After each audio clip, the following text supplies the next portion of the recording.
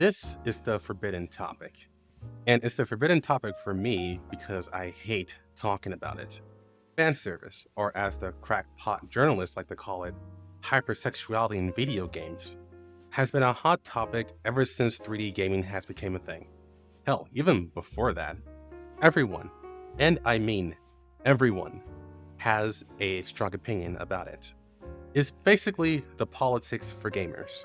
And it doesn't help that these video game companies also buy into these views instead of sticking to their own vision.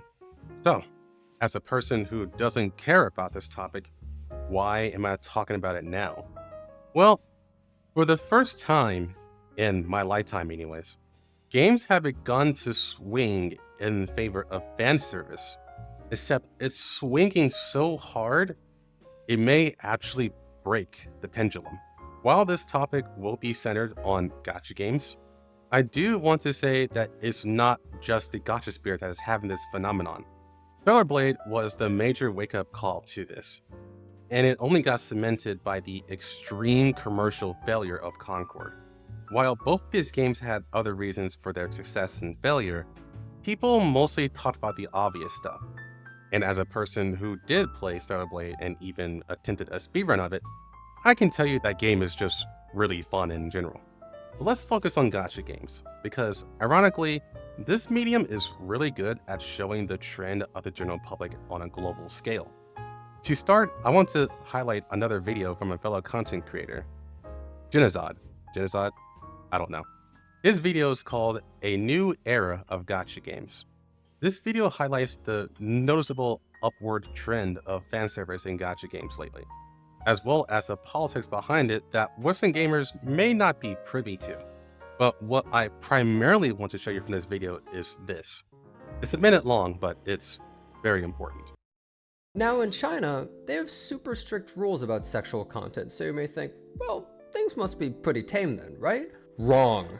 Remember that both Azur Lane and Snowbreak originate from China, and they are peak degeneracy. But how can this be possible? Simple. They just censor the games in China, but release them in their fully near-naked glory to the rest of the world. You may remember that in Genshin Impact at one point, they added alternate outfits for the standard characters like Mona and Jean that covered them up more. Well, these are the basic skins in China, and you have no choice but to use them. People will also often report game companies to the government if they're pissed at something in-game, and then blame it on things like it being too sexual to get the company in hot water with the government. You can also look up the Bunny Girl incident in Honkai 3rd as an example. Now, I don't even get how you're supposed to censor Azur Lane at this point, put a whole ass trash bag over them, but whatever. Gacha games have always been more male focused, even though, you know, half the planet is female. However, recently we've been seeing more male characters in the average gacha, especially with the release of Genshin Impact, which featured more male characters than most other gacha games. And as it turns out,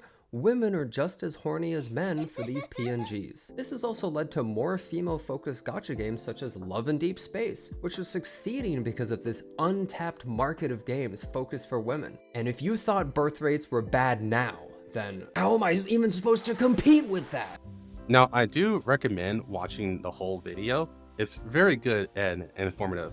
Thanks to Genozod for allowing me to use this video. But the important part of that clip is this. Everyone, and I mean everyone, loves fan service. And companies know this. The fact that the male gaze is heavily scrutinized, yet the female gaze is not, just goes to show just how out of loop critics are. And that's assuming they're even on the same planet. Genshin Impact is the primary example of a gacha game that heavily tries to appeal to both the male and female audience. But I want to point out from my own personal experience that even Nintendo exploits this in their most successful gacha game, Fire Emblem Heroes. You know, one of the most popular series in the world that has been rightfully marketed to teenagers. While there are some noticeable tactics like increasing lens proportions, what I do want to highlight are the summer events. I remember when the first summer event happened. For a lot of Western players, this was their first gacha game. So imagine when you take female Corrin looking like this to this. And fun fact, that art is from a hentai artist. And then you have female Robin going from this to this. And you think that's dramatic? Let's see the damage art.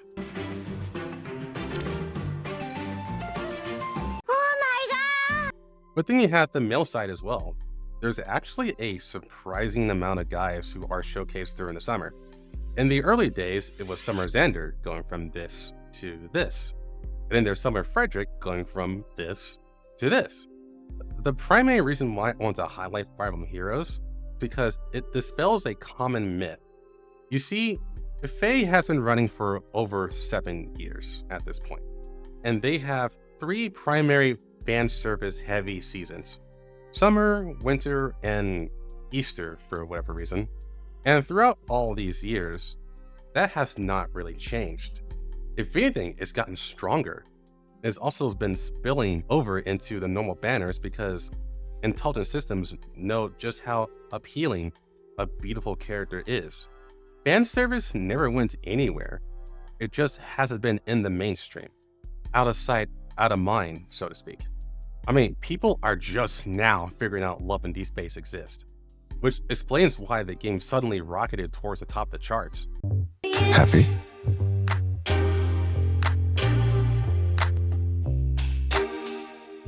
Okay, what the fuck? I'm sorry.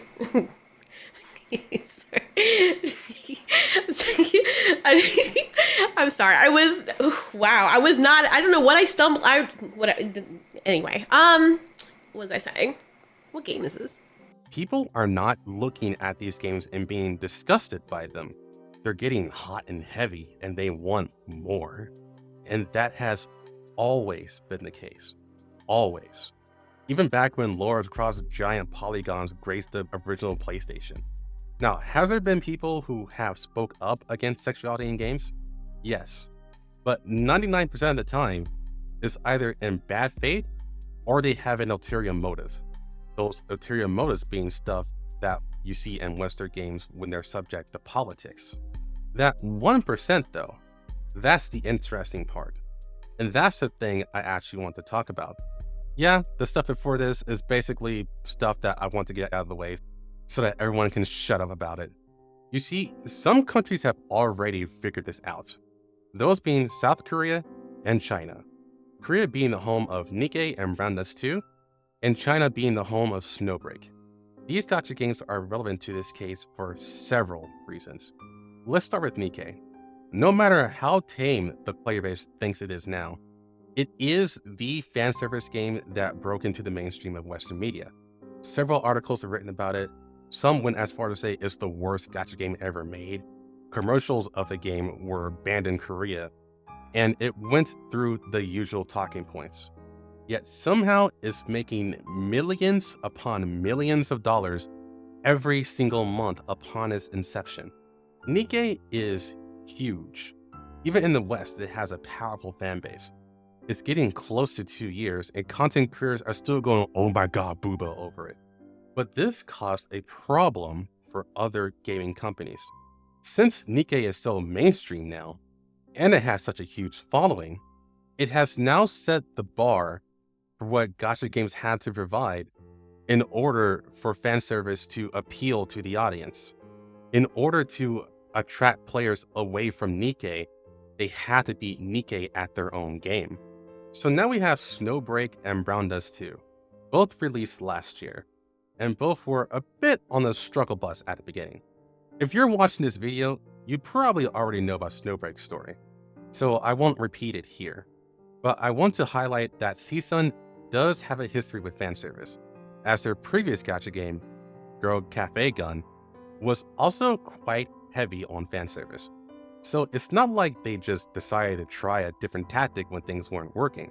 They just went back to what they're most comfortable with and did it better than before. It was specifically Snowbreak sales of skins that held interactive cutscenes that shot its revenue to the moon. Everything before it helped stop the ship from sinking, so to speak. That leaves us with Brown Dust 2. And Brown Dust 2's developers have quite the history with fan service. Brave 9, a game that I recently started playing, has a boatload of skins that show off the male and female physique. It's also worth noting that Brave 9 was insanely popular back in the day. There was even an official PvP tournament for it. So when Brown Dust 2 happened, they made it very visually appealing, though it's clear they lag behind Nikke. That was until the Sword Queen update happened, and they gave Sylvia this animation. And then the summer event happened, and suddenly everyone remembered this game exists. So what did they do afterwards? They kept doing what worked. The harder they pushed the fan service, the more attention they got. It's effective advertisement. But as I said, Nikke set the bar. So the fan service in Snowbreak and Brown Dust 2 are intense. And you're seriously desensitized if you don't think it is. We are in an era where gacha games are trying to one-up each other, willing to set themselves as adult-only games, while hiding just enough to maintain the teen rating on Google Play Store. Because, reviewers really don't know how to do their jobs, I guess. And it really makes you think, how hard will these companies push until everything eventually collapses? There's a reason why we're here in the first place. The players, especially those in China, want their fan service. So it's not like we're being manipulated here, but there is a point where a conscious effort has to be made to draw a line in the sand. Otherwise, it's going to be made for us. Now, I know I may come off as mixed in my signals, so allow me to be fully unfiltered so you understand my stance. I love titties, man. I love large titties, medium titties, small titties, although you gotta have something good if you have small titties. I love fan service.